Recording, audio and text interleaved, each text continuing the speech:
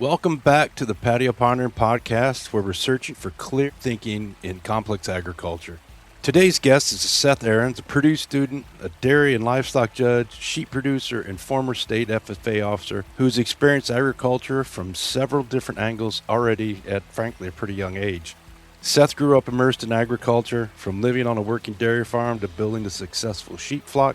Through all of those transitions, livestock and agriculture remained a constant part of his life. Now, there's a little bit of a personal connection here. Seth's uncle was one of my best friends in high school, and frankly, he's the one that got me into FarmHouse. So I've known Seth's family for a long time. That makes this conversation especially interesting for me because I've had a chance to work part of this next generation coming to ag in real time.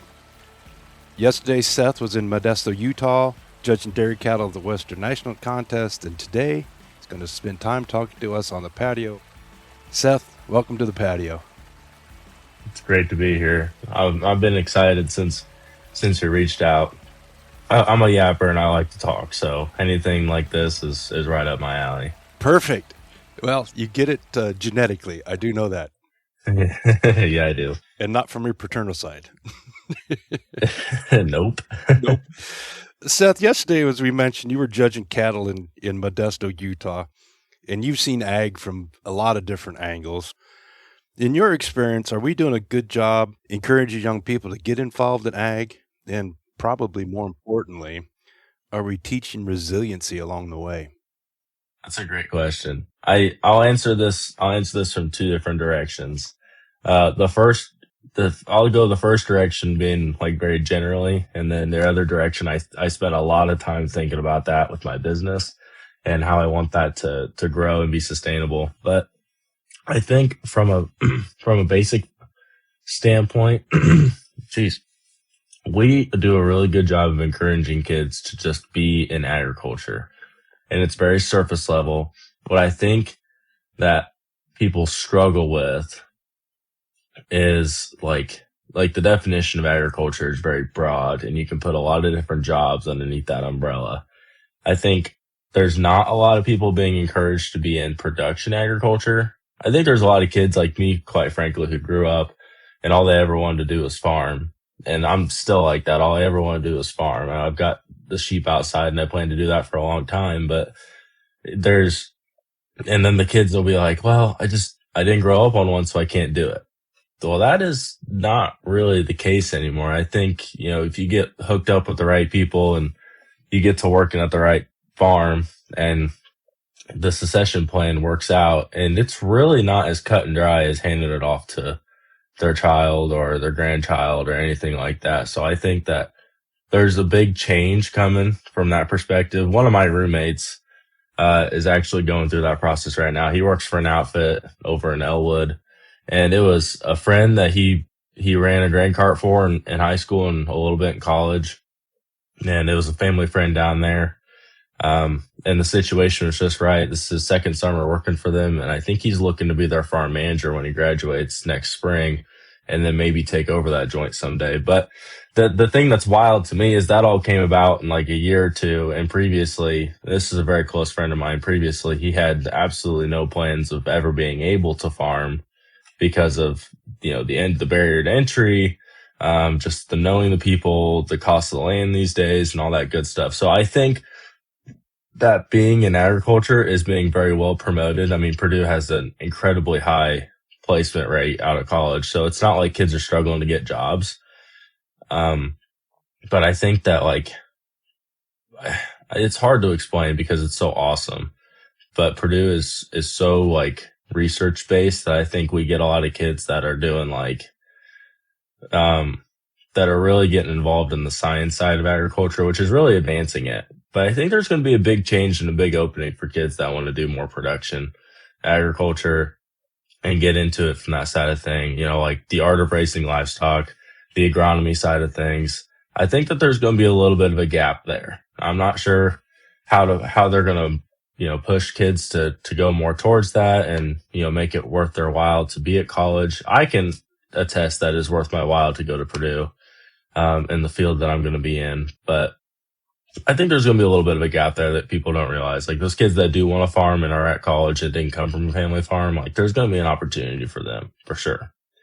Now, the other side of this is with the show sheep, and I think I already talked about it a little bit, is like the barrier to entry into like doing the show livestock thing. And that scares me a lot because just sitting here over the spring, watching these sales go down. I mean, your online sales right now, I've talked to several guys, are like, you're selling them for $5,000 plus, or you're selling them for like $700. Maybe. And that is a big gap. Right. That is a big gap.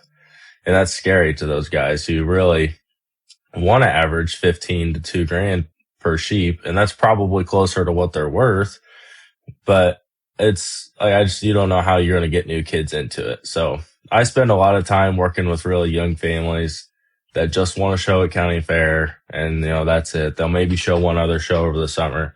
And quite frankly, that's okay with me, because if you spend the time to get those kids involved at a young age, I wholeheartedly believe that it improves the culture of your fairgrounds, specifically within that barn and the competition with those kids, because that county fair is their Super Bowl. So you really have to be able to, how do I say this? Like, preserve that feeling.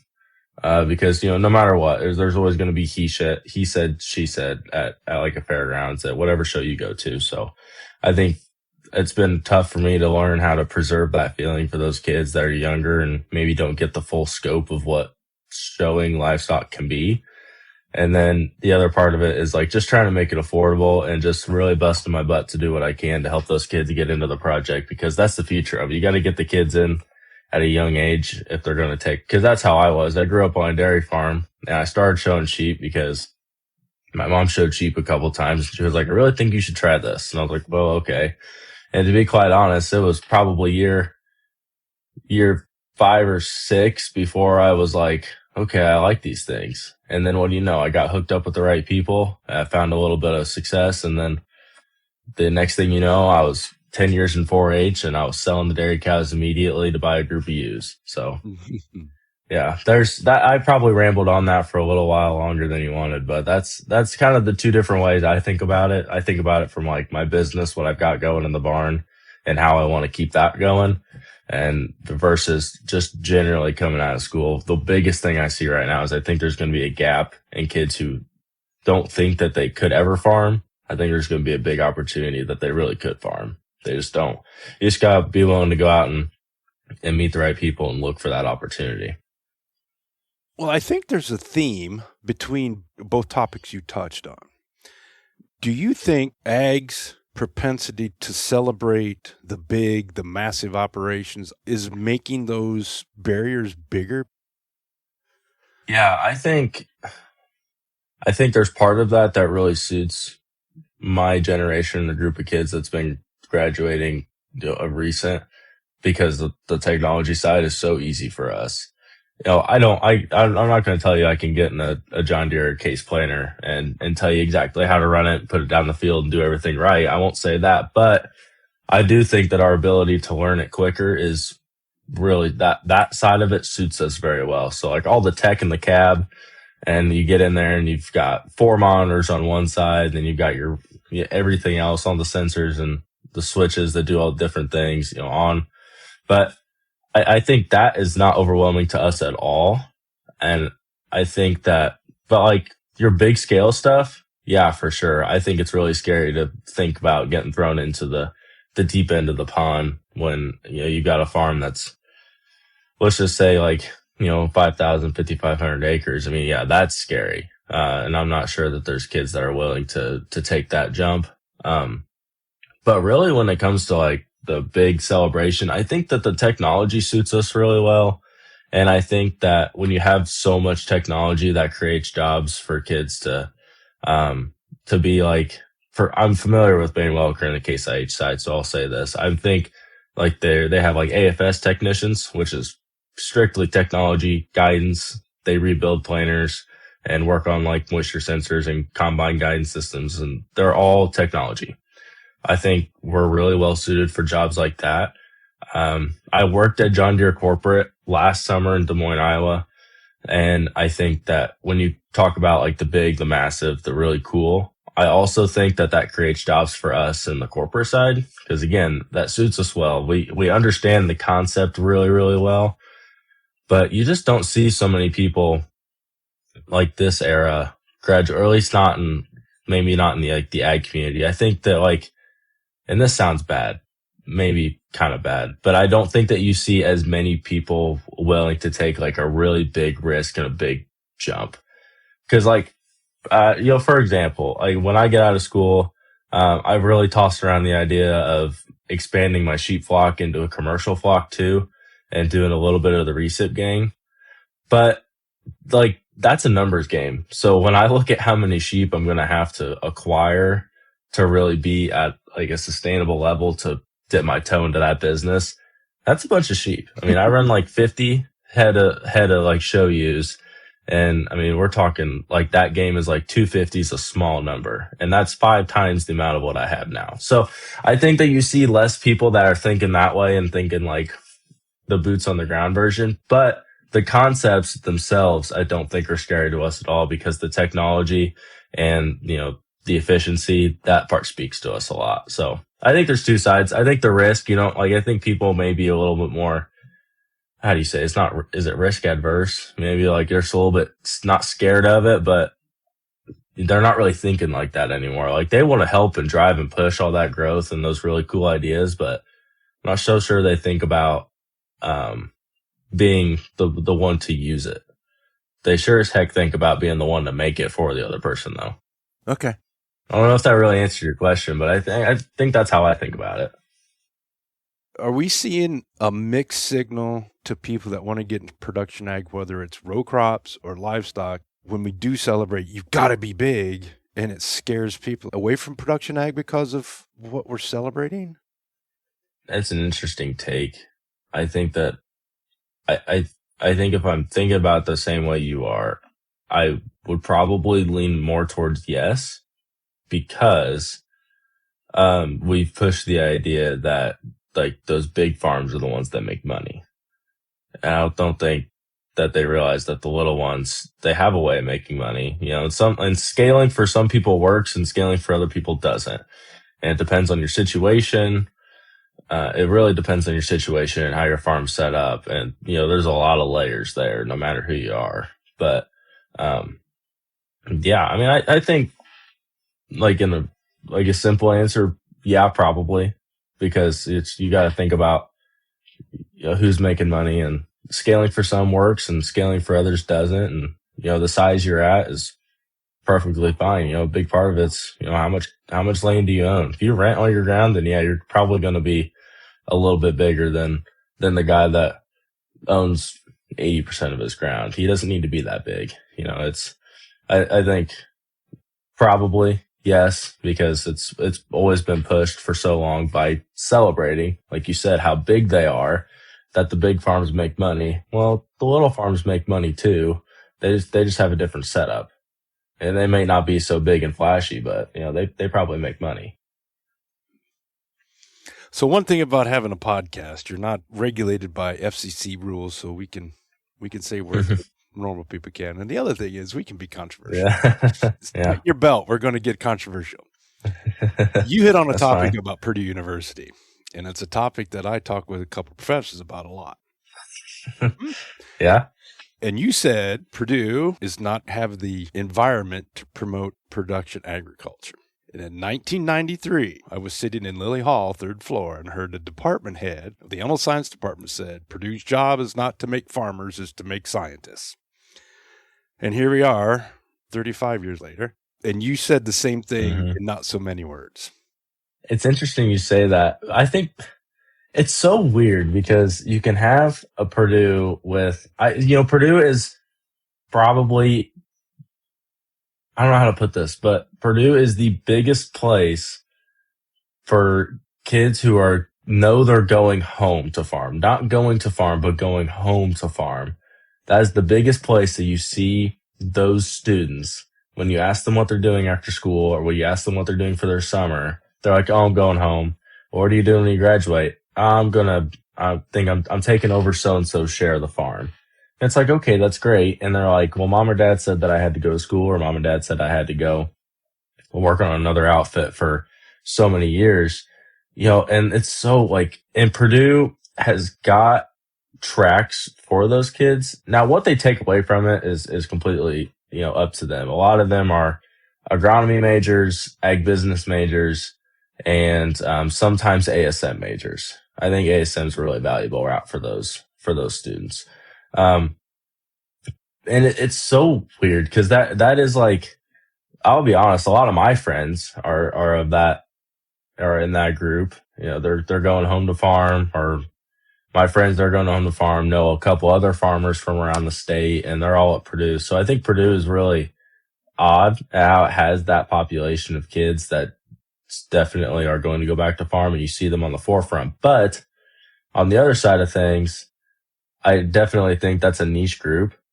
I see a lot of them because of my friend group, but I do think that they're a niche group. And I think here's why, because like we're an engineering school. So we have the ag engineers, we have ASM, which is ag systems management. It's an awesome program. It teaches the fundamental mechanics of farm equipment. They have an electrical class, a plumbing class, hydraulics class, and all these different things. So like that one is awesome for like the nitty gritty operational stuff of farms. I think they have a grain handling class too, and a grain safety class. Like it's a really good program. And ag business is the same way, because a lot of kids that take ag business take farm management. And that 411 farm management class is probably one of my favorite classes I've ever taken at Purdue, because that professor does a phenomenal job of bringing guest speakers in who are small farmers who do different things that maybe not.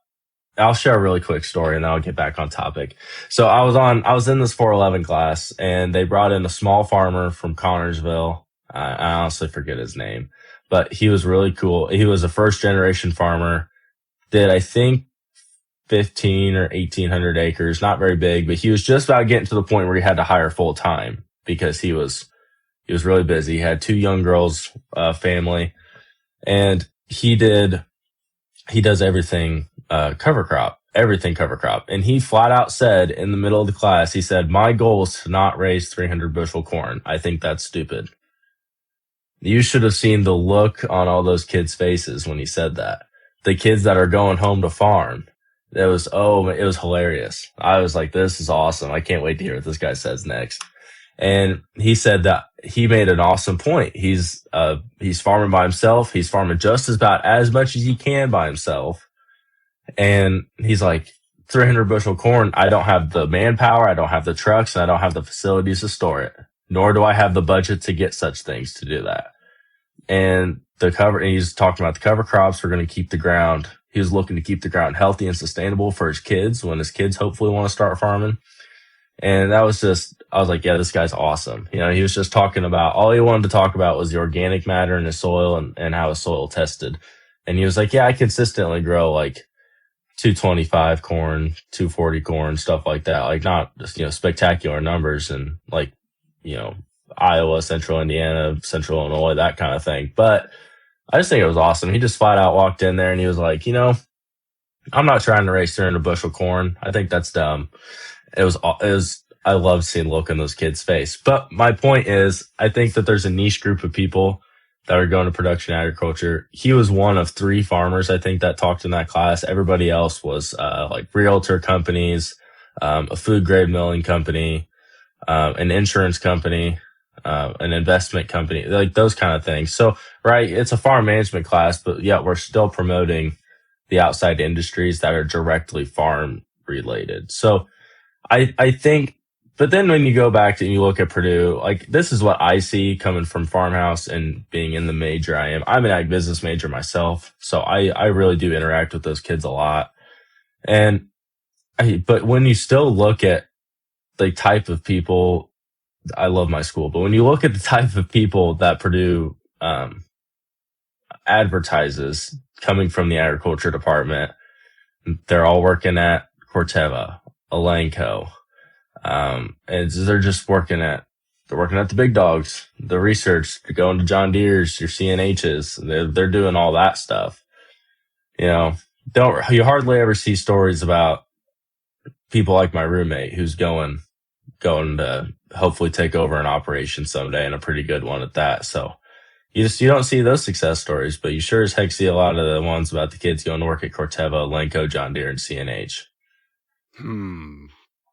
I think they're there. I think there's kids there that are going to go into production agriculture and be really good at it because they went to Purdue and talked to people and took the classes and took the right things away from the classes. But there's a big emphasis on, like your ag engineers, your, biochemists and things like that do kind of fall underneath the ag umbrella.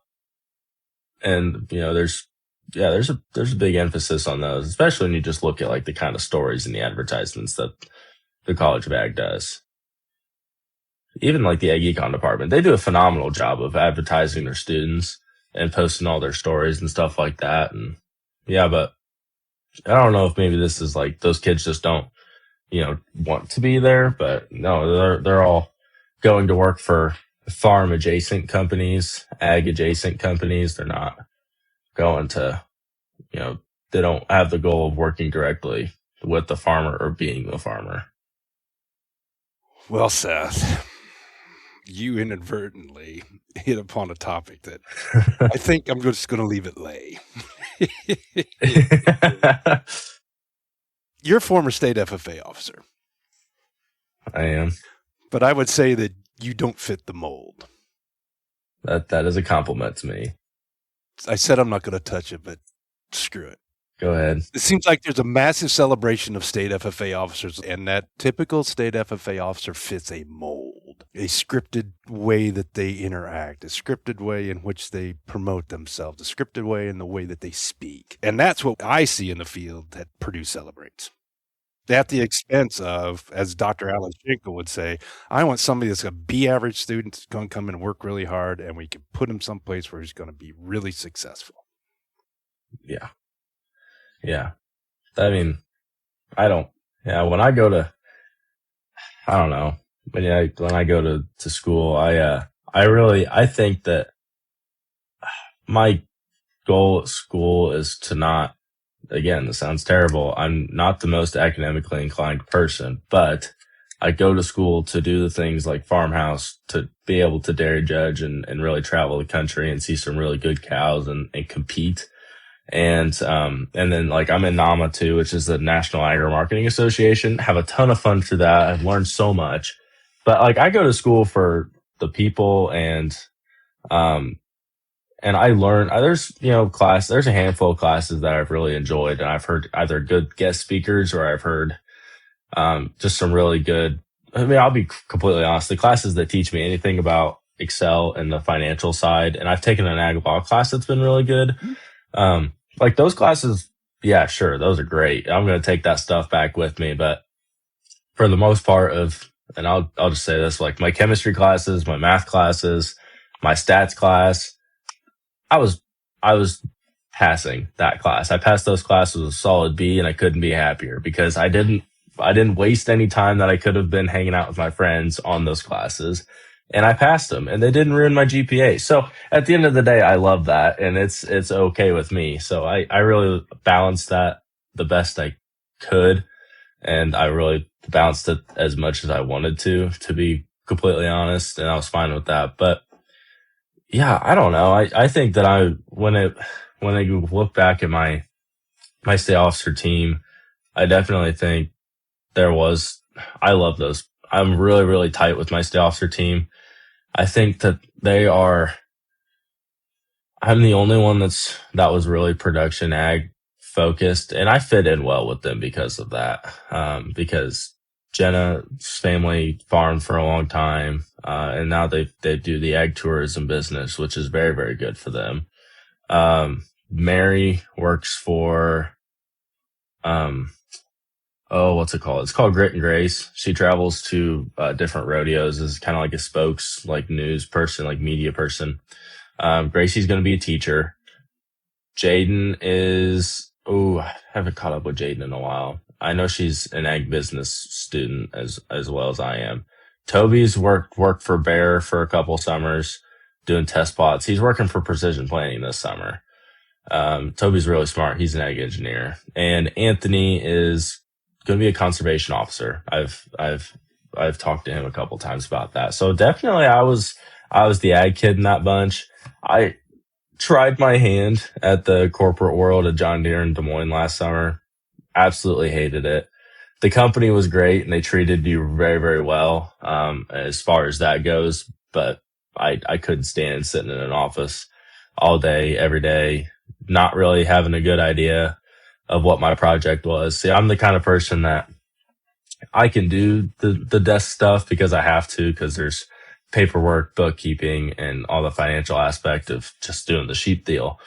But I like just sitting down and doing like 1-page write-ups over a certain type of software that John Deere makes and expecting somebody to actually see it and get good use out of it. Like, I've been on the production agriculture side of things. So like the kind of jobs that they were giving me at like the corporate office, I was like, nobody's going to care about this. I was like, I know what those guys are thinking. They don't care, and so it was so hard for me to be motivated to actually want to do that stuff. So that's why I'm coming back home and doing the sales gig.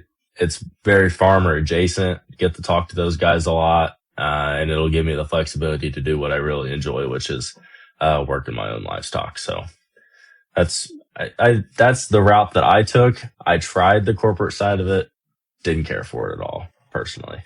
Let's throw out a few facts. We got off on this production ag tangent, okay? And we kind of bashed Purdue. Yeah. We both understand that production ag for students that are getting out of Purdue, Iowa State, Illinois, Kansas State is going to be a minuscule portion of all the people in ag. And as you talked about before, there's so many opportunities when we put on our ag hat. Let's take a step back and think about your training in leadership in the FFA. Let's just think about you as an FFA student there in Putnam County. Mm-hmm. What experiences do you have at Purdue that have bolstered those basic teaching leadership principles that you had coming out of high school at Purdue? Bolstered, you mean? Took the basic leadership skills that you had, and then you're able to use those and even build on them. I have lots of examples of where to start. I think the biggest two have been NAMA and FarmHouse. And I've said this from day one when I took my first leadership role at FarmHouse, which was recruitment chair. I helped do the recruitment for the first year and then did recruitment, and then now I'm the president. That is by far the most realistic form of leadership that I'd ever been thrown into, because we have we have so many advisors. We have an association board, a foundation board, but it's amazing the disconnect between the two, which is one of my goals as president is to make sure those guys see those, like the foundation board members, the association board members, and our advisors. And we're really tight with our one advisor who comes to chapter meetings on Mondays. So, love him. He's always available by phone, and we're really tight with him. But, that is like that farmhouse, and like the point being, they're not there all the time. Right. So when it comes down to like the leadership I did as a state officer and like even as a chapter and district officer, you're doing stuff and your advisor's like always over your shoulder. Even as a state officer, like we had two handlers for our team. They each had different responsibilities for the things we were doing. And then there were state staff behind them that also was responsible for several things. And we worked at the center. So like foundation staff was there as well. So it's like you're doing stuff and you're working on it, and regardless, there's always somebody there kind of like guiding you. They're wanting to have meetings all the time, that sort of thing. Well, when you get to college and you're doing, the fraternity side of things, it's like, no, it's on you. You want to have a meeting, you call the meeting. You need to talk about something, you talk about it. Nobody's going to bring it up for you. Nobody's going to, set the time and place for you. You've got to find the time and place and bring it up yourself. And that is, I think, what makes it the most realistic form of leadership I've ever had to deal with, and has really opened my eyes. But it has allowed me to use the skills that were instilled in me back in high school and as a state officer, because we might have had state staff over our shoulder about business stuff, but we still had to learn how to get along. And there's 7 of us that didn't know each other really well, all living in the same house. So we had to We really did. We all had to learn how to get along. So I think that experiences with my officer team from that standpoint really helped me bridge the gap between pushing the business agenda at Farmhouse and being the relational person that I needed to be to, keep everybody happy. And I think there's a fine line of being a president of an organization like that, where we're all guys, right? Like tempers flare. So you say something wrong, somebody will get after you for it and they'll start, they'll stay on you for the next couple of weeks or whatever. So I think I learned a tremendous amount with my sales officer team, just living in a house and being relational and learning how to, deal with the conflict and not have anybody to kind of hold your hand through it. And then when I got to Farmhouse, the biggest thing was pushing the business agenda on your own and keeping things going. That was definitely like a thrown in the deep end moment because there's just nobody holding your hand about it. I mean, it's your deal. It's your job to get it done. But the relational side of it came a lot more easy to me. Talking to people face to face, believe it or not, is kind of a rare sight anymore. A lot of people like to get on their phones and start texting instead, but you wouldn't believe the amount of work you can do if you just go talk to the person. But I've learned that. So yeah, and then with NAMA, same thing. That's another organization. To give you a little context on NAMA, we create an ag-based product. It's completely hypothetical. Before you dive into that, can you explain what NAMA is and then pick right back up? Yes. NAMA, National Agri-Marketing Association. We meet all year. The point of the contest at the end is you have a hypothetical product and you're pitching that product in a marketing plan. So we spend all year building the product and the marketing plan. It's supposed to be an ag product. And then you do the marketing, the target markets, all the years 1 through 3 financials, the benefit to the producer, some customer profiles, promotional items, the whole 9 yards. For example, our product this year, it was called Herd Beat, and it was an insert for cattle, and it was a calving detector, and it could also be used to detect pregnancy. So it was a dual use product, one for pregnancy and one for calving detection. So that was our product, and we made a marketing plan over it, presented it in St. Louis this year, ended up being second in a really close contest. But yeah, that's the other thing too. It's like we're moving. So it's kind of the same thing. Like you've got to move along the progression of getting this marketing plan built and picking a product and developing a product. And we're just not anybody. We have an advisor, but she's only there on Mondays. So it's like you're kind of left the rest of the week to push your own agenda and figure that out. And I led a lot of meetings. So I'm leading meetings of all guys at Farmhouse. So I can be a little bit more, crude and, hey guys, listen up and, not be so political about it. Yeah. And then you go to NAMA meetings and it's like, I got to be nice because these people aren't from my fraternity, from all different places, and it's guys and girls. So it's like, all right, now I got to be a little bit more political, but I see both sides. But state office taught me a heck of a lot about the relational side of things that I think helped me a bunch when I went to pick up on the business agenda side when I got to college. But it's just an endless amount of opportunities. I've used my people skills from being a state officer. Absolutely. Can you recall the moment when you were in leadership at Farmhouse and that you realized that this is my decision and I'm alone? I was the director of recruitment, I think, when I realized that. The way our elections fall, we do elections in November. So my first recruiting class would have been the spring guys. I went through that. It was really easy because the way that the college timelines and calendars fall now with kids graduate in 3.5 years, it really changed the spring recruitment side of things, because then you're running into guys that don't want to join a fraternity because they won't have enough time in it, which I respect it. You want to make it worth your time and whatever. So I think that pushes our fall class to be really big. But point being, when I got done with the spring guys, I was like, okay, like that went okay. Couple of those guys dropped. I ended up, I think, having 3 or 4 in that class. But then when I got around to doing the fall class, we do a high school rush too. So we high school rush the weekends. And then those guys would have the opportunity to move into the house their freshman year. I think that part really opened my eyes because I was recruiting some kids that I knew really, really well.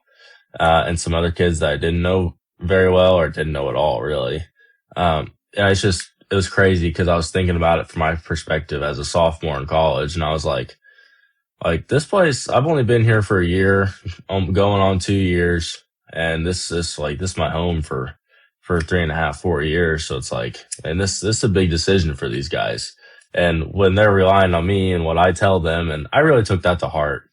I wanted to recruit in the most honest and genuine way I could. So I think that was the first time I was like, okay, the image of this place is solely on me. These guys are going to listen to what, I have to say about this, my experiences and that sort of thing. So I think that was a big aha moment. It's kind of like I have a direct, because the other thing about that too is when you bring the high school kids into Rush and you tell them all this stuff, and you give them a tour and they meet all the guys and they're there with us all weekend. But the thing is, they don't just stay at the house, they go home. So it's like they're telling all their parents what they heard, they're telling their buddies what they heard. So you really gotta make sure you get that one right, because they're going home. It's not like when you're rushing at school and you rush them and they don't spend the night like the high school guys do and they just go back to their dorm and they tell 1 or 2 people or whatever. No, when they go home, they know 10, 15 different people that they'd probably be willing to talk about that weekend they had at Farmhouse. So that was the first time I was like, okay, the next things I say are going to be very, very influential. So I think that was a big moment. And then the other part is, I think the other time was when I became president and I ran my first couple meetings, and, it was all on me, and it sounds weird, but even the power to be like, okay, we're going to do e-chapter tonight because of these conflicts, or we're going to do chapter on Sunday night instead of Monday because of these conflicts. It's like, man, we always have chapter on a Monday, why change it? Why do anything else? So it's like, well, you're the guy. If you see it best fit, then do it. And that's something that I think is really important to remember as a leader, is that, even if it was kind of it was kind of an understanding that I was going to be president from my previous exec team. None of those guys really wanted to do it. I kind of had the aspiration to do it. And even when it's kind of guided like that, you got to remember those guys, if they didn't want you to do that, then they would have found somebody else to oppose you. So if you ever feel bad about a decision that is right, then you just got to remember those guys picked you to do that job. So you just got to do it to the best of your ability. If you're going to make a couple people mad along the way, it's going to happen. If there's 100 people in that house, you're not going to make them all happy. So kind of sounds harsh, but that was the other time I was like, okay, I'm the guy, my decision sticks. You're just going to have to do it to the best of your ability. That's what they like you to do. You've had a lot of leadership experiences through FFA and 4-H and obviously being a state FFA officer. What were some of those leadership lessons that you got through NAMA, Farmhouse, and other organizations that you did not expect? I think that there's a big gap between what they teach you in FFA and being a state officer about conflict resolution versus what conflict resolution looks like in real life. Because it's, sitting in FFA camps in high school and as a state officer, it's like you can have different moments that are, or I'm having a hard time recalling a specific lesson or specific session, but you can have different moments where it's like, okay, guys, today we're going to talk about conflict resolution. Here are the steps you need to do. You need to identify the person, the problem, a potential solution, and then you need to listen to it from their perspective. That stuff is very, very, very shallow until you actually go and do it. So, and I see it in NAMA and I see it in Farmhouse. So that's the biggest gap for me. The business, pushing a business agenda and staying on track was kind of played catch up on it a little bit when I first started. But now I've kind of got a hold on it. And that stuff's easy to learn. But conflict is kind of the thing that comes to you in all different shapes and sizes. So that one, I don't think you'll ever be a master of. And I think if you ever consider yourself a master of conflict resolution, then you've probably gotten to the point where, maybe a little too much of it, or you're trying to solve it in a really robotic way. And it's just not satisfying or fulfilling. So I think that's probably the biggest point where it's like, man, the stuff they taught me in school is not, it doesn't really speak up to the real deal. So, not saying that my entire life is full of conflict and conflict resolution, but boy, it happens, and you better be ready to deal with it. And just don't get too. That's the other thing too, is I see like previous presidents before me. It happens all the time. You're sitting in a chapter room and somebody will bring something into chapter meeting that you were completely unaware of, and they just blindside you with it. And it's really frustrating, but you got to be careful not to just, go on an outrage and just go right back at them with another problem, because that's not what you should do. You just can't, gotta fight fire with fire, but you can't really fight yelling with yelling. So I think that's the other thing too, is learn how to keep your composure. And because I can be a controversial person. So like my first instinct is to get after the next person, but sometimes you gotta just like, okay, let's think about this differently, or let's not have this conversation in front of 50 other people or something like that. So yeah, conflict resolution is easier said than done. That's the moral of the story. How can we do a better job of preparing people for conflict resolution?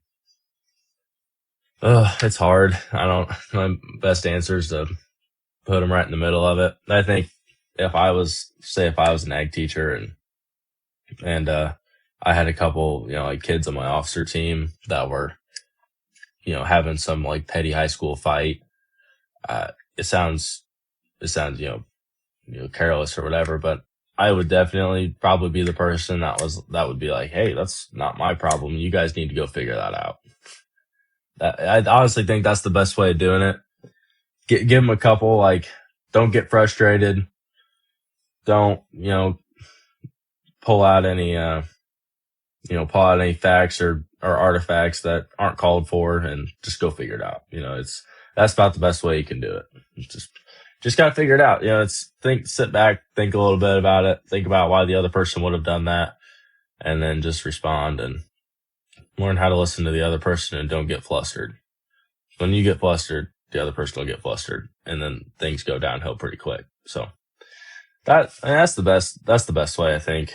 It's just a little too much hand holding in that like scenario. I think that like, even me in high school, I'll admit I had a couple like situations with some other kids where we didn't necessarily get along, and it was one of those deals where it's like, well, I don't know why you don't like me or something like that. It's just so petty.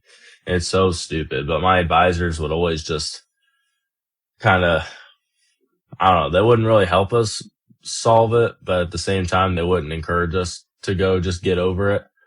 So I think if I was ever like an ag teacher or in a spot where I was in charge of like a group of kids on a team, and they came to me and they're like, hey, I have a problem with so-and-so. And I'm like, okay, great. Go sit down next to so-and-so in the car, or just walk next to so-and-so. If you guys are going somewhere, going grocery shopping or whatever, and just talk to them. Like it's heck, half the time when you just get to talking to somebody, you don't even have to bring up the conflict. You can just strike up a common ground conversation, and you get through a lot. What about an octagon on the basketball court? I like that option too. That'd be a good one. Yeah, we've got room for one of those at FarmHouse. No chapter tonight. Yeah, no chapter tonight. The octagon. We're gonna go ahead, wrap the benches around the basketball court. We're gonna get it done. Yes. Something tells me internationals wouldn't love that. I don't think they would. IFC would probably show up. I wouldn't. They'll be okay. They'll be all right. Okay. We spent a lot of time talking about leadership and FFA and production agriculture, but I think inquiring minds in Allen County, Indiana, want to know, how was it dating a queen? Retired queen now. Is that a relief for you? Oh, I love watching her. I really enjoyed watching her do all that stuff. She has a real knack for working with people, and especially all the little girls that wanted to come hang out with the queens and all that stuff. So I got the opportunity. My schedule worked out great last year, and I got to spend, I think, 3 days with them at the fair, because between the sheep and actually find a chance to be home from Des Moines for a couple days. So I got to watch her in action a little bit, and she's got a real knack for working with people and working with the kids and for the kids and that sort of stuff. So from my perspective, it was a lot of fun to watch her do it. Now, we did a lot of driving to go watch like other queens and their pageants and things like that. So I probably won't miss watching queen pageants, but there's a part of me that really enjoyed watching her work with the little kids. I didn't realize that this would turn into leadership. What mechanisms did you use to be comfortable with you not being in the spotlight when McKenna was in the spotlight? I think like, I know what I want to say. I'm trying to think about how to say it. I think a big part of a relationship is learning, she supported me through like being the recruitment chair, being president, and like that. Trust me, if you ask her, that takes a lot more time than she would care to admit. So, but nonetheless, she puts up with it and doesn't ever ask me, well, why did you have to do this or why did you have to do that? Like, she just knows why I did it and why I wanted to do it or had to do it. And there's been she's in NAMA with me too. And there's been some times in NAMA where it's been tough to like, well, why'd you have to do that kind of thing? But I think in a relationship, it's really, really, really important to learn the other person's aspirations and know what they're doing and allow them and give them the best environment to do such. And her being queen was one of those moments where it's like, whatever you need, like I might not be at 10 out of 10 events, but I'll be at 9 out of 10 events and it's 100% you. You've got all the attention. You go do what you need to. What do you need me to do for you kind of thing. I just think that it's important to know each other's aspirations and give them the best environment to flourish within those aspirations. So it was easy for me because I absolutely enjoyed watching her do it. And it was an awesome experience for her and she loved it. And she was very, very sad to give up her crown, but it was a nice full circle moment for her. Mm-hmm. So yeah, it wasn't hard for me. I think it felt good for me to give her that spotlight, knowing that she's done a lot of sacrifice for me and all the time I spend doing things around campus. Was your ability to step into a supporting role for her an artifact of the resiliency that you developed through various leadership, or is that just who you are? I'd say both. I'd say that I developed that skill a little bit through being a leader. Actually, no. I think I realized that skill through being a leader. I think it was one of the things that made me a little different because my RA as the officer was all about servant leadership, and that was the whole thing, and erasing the stereotype of being the president and what that meant to most people versus what that really means. So like I put a big piece of tape over the word president on my jacket during my RA and things like that. And I think my mentor when I was state officer and both of our state staff like handlers for the state officer team kind of helped me realize that skill. So servant leadership and that sort of thing. And I like to see the people around me really flourish. Don't get me wrong, I'm a competitor, so when it comes time to like compete, I like to win and I don't enjoy losing. So, but when it comes to watching other people do as best they can, whether that's McKenna in the clean scene, that's my teammates on my state officer team, that's the guys on my exec board, or more like more importantly, like the kids that I help with their show livestock. It's a really, really big joy to watch them go out there and use all the things that they've learned and find some success doing it. So I think that was a skill that I've had, but I really found it and leveraged it while being a leader, if that makes sense. So it wasn't hard for me to step aside and let her do that because that was just one of my biggest joys, is watching her have so much fun and be so good doing it. How do we encourage that servant leadership? It's really hard because I think that it was something that I had, but it took somebody else telling me I had it to learn that I had it so that I could leverage it. Yeah, that one's really, really tough. I think a lot of it came from me acting as a coach to those kids with the sheep.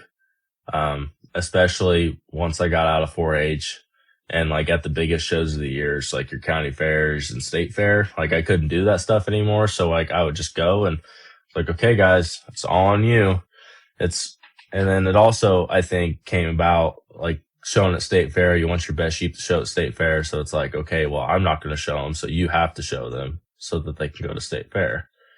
And, I think it came about through that, but I think like long story short, it'd be like teaching is the best way to learn it yourself. And I think that I gained my skill a lot through teaching. So I think putting kids in scenarios where they've got to, educate their peers on how to do something, I think is a really, really good way.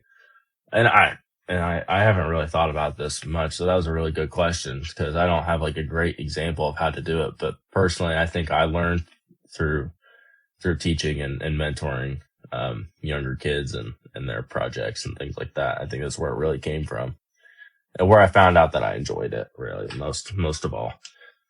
In team settings, you gotta be in like a team setting too, because the team setting was what really pushed me to do that, especially in like a setting where like traditionally I'm talking about like state office, and it's like it's so hard to explain because you're all one team and you all are working on the same level. Everybody's got different projects, but the only difference between our office is who gives what line during opening ceremonies. That's wholeheartedly the only difference.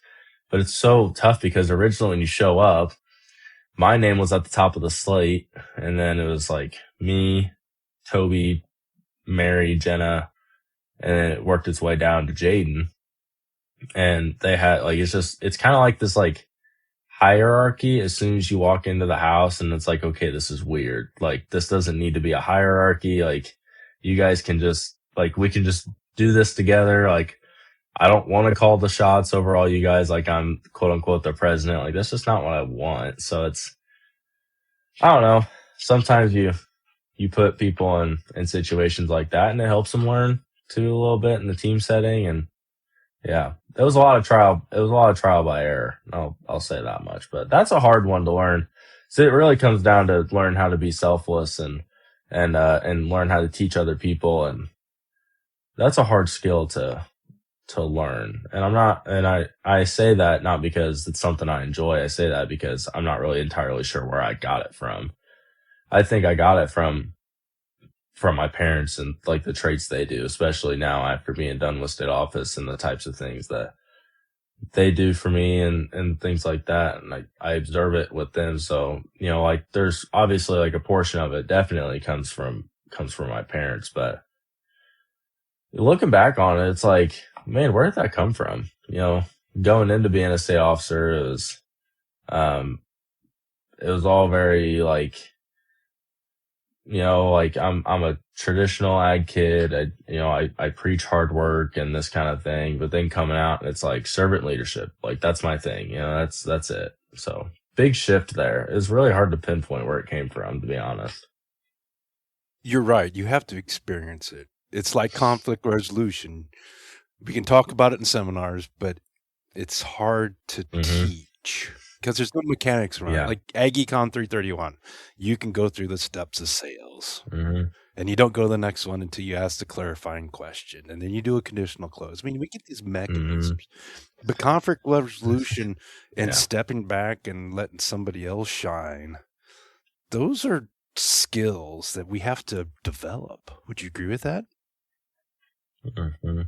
Absolutely. Yeah, they're tough. Cool. Hey, let's talk some sheep now. All right. Okay. So what do you think? You know me, I like talking about sheep. What do you think about the rumors that some of the Texas majors are going to go no shag? I read that on Facebook and I kind of dismissed it immediately. I think those guys down there won't let it happen, but I don't know. It'd be kind of weird because personally, like, I don't know. I think that I think keeping leg hair and shag on a sheep teaches a kid a lot about just being consistent with their animal and doing it, every day, every other day, that kind of thing. That's why I like it. That's half the reason I like it, because it forces the kid to be with their sheep. And half the time, if a kid's got their sheep stand broke, halter broke, and broke to, stand with the headrest all the way up, they've got a way better grasp on their project than a lot of kids do, no matter how hard you run them out in the yard or how long you walk them every night or treadmilling them or whatever. But just spending time with that thing on the stand with the headrest cranked up and them standing the right way does a lot of good. And a lot of that time is spent doing their leg hair. I don't just spend time with my sheep stand on the stand, just stand there. I mean, I just twiddling my thumbs. I'm way too anxious to do that. So I don't, it seems kind of weird for me from a perspective like that, when they're like, okay, those guys are still going to grow it to go show on the weekends. And then they're like, all right, shave it all off for a Texas major. I don't know. I don't really see that world, but I guess I don't think those things are that. I don't think guys are hiding that much with the leg hair to say, okay, let's just shuck it off. I mean, you can still tell, if you really want to tell the size of that thing's foot or the size of that thing's forearm, go up there and wrap a hand around its forearm or peel its leg shag up and look at its feet. If its feet are that bad, you could probably tell. But if you really have to sit there and inspect its feet, you probably need to go back to the basics. So that's my opinion. So as a aspiring sheep breeder, a show sheep breeder, what steps do you think you need to take your flock from selling $700 lambs to $2,000 lambs? Spent a lot of time thinking about this. I think there's a world for both kinds of sheep. Just county fairs pay the feed bill, and that's as simple as I can get about it. But I don't know. I mean, like, quite simply here lately, we've kept a couple bucks back and haven't done that. So this will be my first year with two standing bucks at home. Went and bought one as a partnership, a black-faced buck, and then kept a Dorset buck out of my ewe that won the All-American up in Michigan. But so we've kept those guys, and they've been nice. We've collected semen on both of them, so now I've got 160 some units of frozen in inventory, so I can save a little bit of money on at least the semen cost on a good portion of those, like, county fair lambs. I mean, quite honestly, that's probably what I'll sell county fair lambs out of. But the other thing that's really exciting is, like, IVF now is kind of coming to the small ruminant world. We've had conventional flushing for a long time, but the IVF deal has come to the ruminant world. So we IVF'd a couple ewes 2-3 weeks ago, a couple show ewes, and then put them back in the show lineup. And then on the 20th, we're flushing another older, mature ewe. Same ewe that won the All-American, that has my keeper buck at home. We flushed that keeper buck's twin sister 2-3 weeks ago. Going to flush the mom of those twins here in about 2 weeks. So that part is really exciting. I like those Dorset sheep a lot. I think I've got a good line of them going. So I'm trying to capitalize upon that with the opportunity that the IVF brings, and because you can do that a heck of a lot more often than you can the conventional flush. So I mean, if this ewe goes and produces really well and she freezes well, I'm probably just going to run her again and just stockpile at 2 different matings on her, because I'll mate her one way this time, and then if she does good, I'll mate her a different way the next time, and it's just security. If something ever happens to her, it's fine. I've got embryos in the tank. The other Dorset ewes aren't really producing that I have. That's okay. We'll keep an extra daughter out of the next flush set that lambs. So that I'm really excited for that. I think between the IVF and learning the repro side of that and housing those bucks, I've learned a lot about just being a stockman to those sheep, just through those experiences, than I have a lot of other things. Are you going to keep breeding her whiteface? It's been a lot of fun. Yeah, so we're going to breed her pure this time, and then depending on how she does, we'll probably cross her out the next time. But we're going to keep her pure for this round. But she's been really good. She had that like stud set of twins, her first lambing, and then she's got a fall-born wether showing for a family here in Putnam County that's also pretty good. Two completely different matings on that deal, but we're going to take her back to a buck from Johnston Club Lambs, which is what the first pair was out of. The first pair was out of Piped Up, which Purple Haven Farms over in Illinois owns that buck now, but he was a Johnston bred buck, so we're going to take her back to another Johnston buck that's got a little bit of Piped Up in his pedigree, just to kind of hedge my bets that they look good. So I'm excited to see what she kicks out on round 3, and I really cross my fingers that she's productive. She should be. Her daughter was awful good. Her daughter froze 8 for 11 oocytes off of the IVF, and I think the industry average is like 40%. So she did awesome.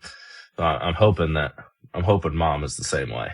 Well, we just crossed the River Rubicon. We got a stockman talking pedigrees, and once that happens, Katie bar the door. Yeah. Yeah. I really like talking to your girlfriend's dad about his Yorks because he can go and we bred this one. Oh, he's yeah, talking he does. 25 years ago, and I was like, God bless America. I can't remember I had from Yeah, he Orange. is. him and Micah both. They really get after that kind of stuff, and I think it's a lot of fun. I love just walking through the barn and knowing how they're all bred, and it's a lot of fun going to mating them up and that sort of thing. There's some ewes that, I mean, you're just going to throw a buck on them and it's whatever. They're going to make county pair sheep. But there's other ewes like this ewe that really take a couple minutes, dig into her pedigree, dig into the buck's pedigree. I have a saying, if you decide you want to line them up a little bit, I always say it's only inbreeding if it doesn't work. So as long as it works, then it goes. It's line breeding if it works. It's inbreeding if it doesn't work. If it comes out a spider lamb with an extra eye, that was inbreeding. That was inbreeding, yeah.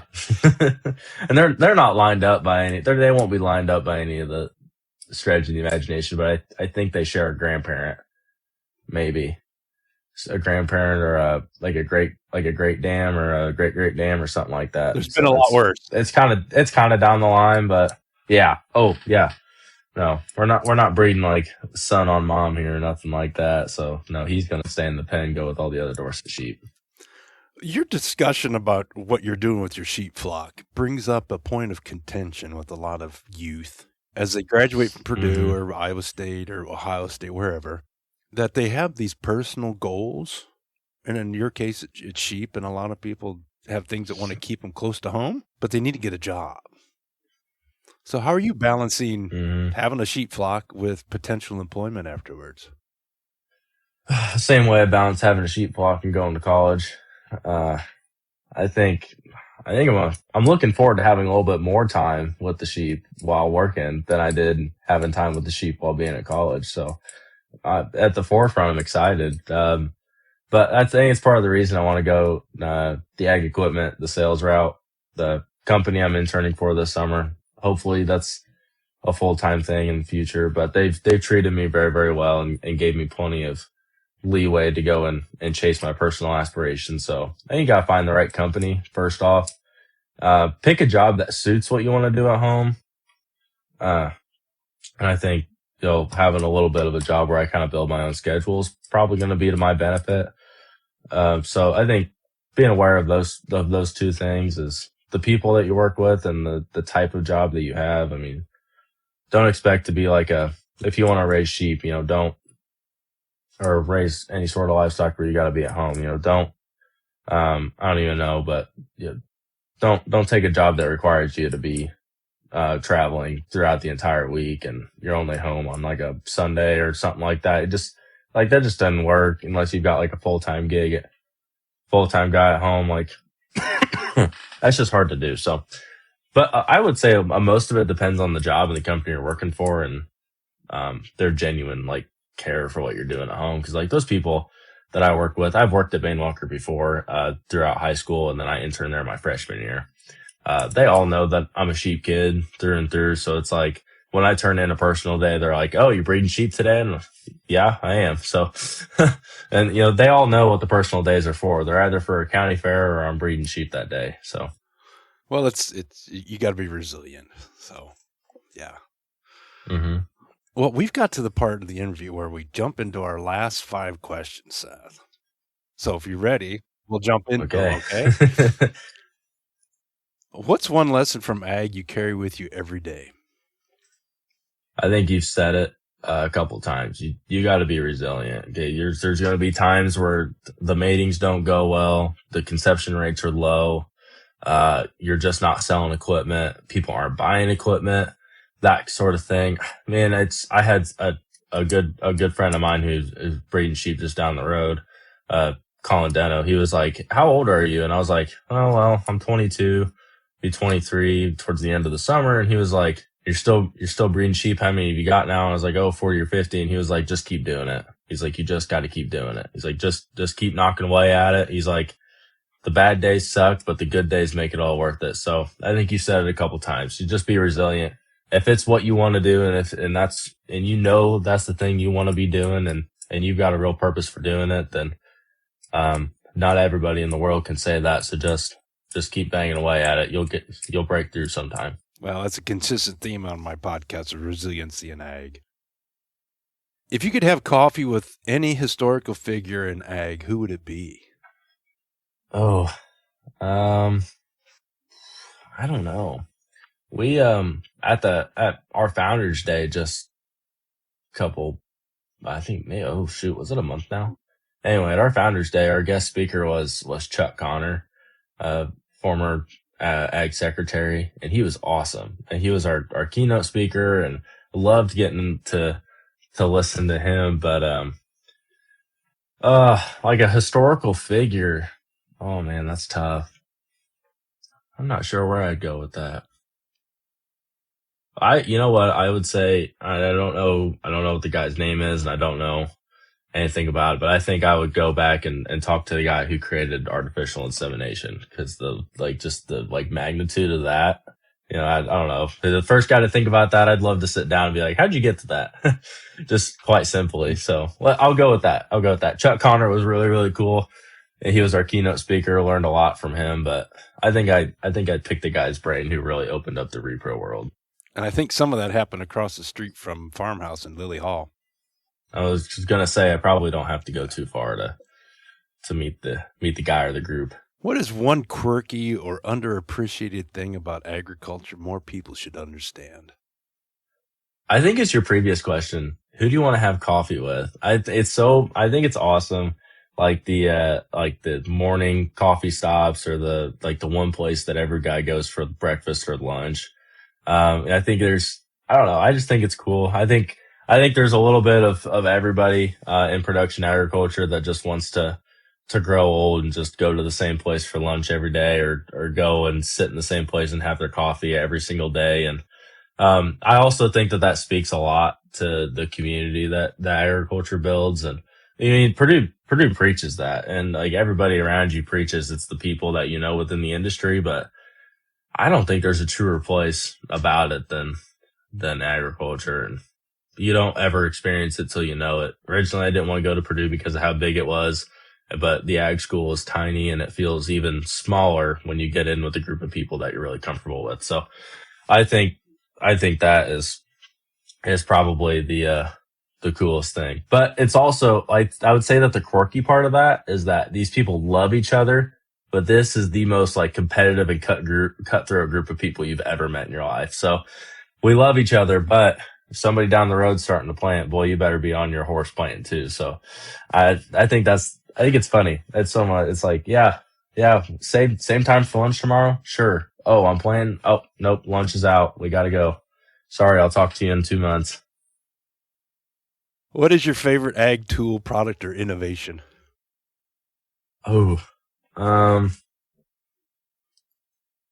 I'll just go really basic, and I'll say this, like the embryo transfer stuff is so cool. I've learned so much about it in the past couple weeks, months. That stuff is so cool. It's starting to become so widespread too, and a lot of different people are learning how to do it. And that tool is so useful, being able to do that and have it readily accessible as well. So I think that's really, really cool. But I will be an equipment salesman at some point in time too. So I'm sure there's plenty of stuff with, Case IH combines, planters, tractors that'll wow me day in and day out. So I love learning about all that new stuff.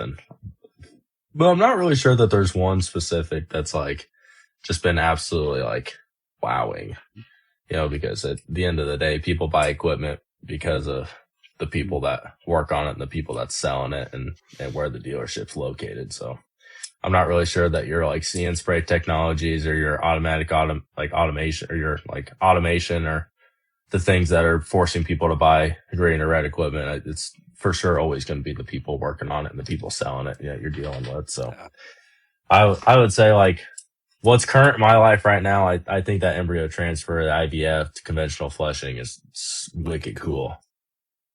And our last question, what is one small thing that could change or make a big impact on ag's future? One small thing.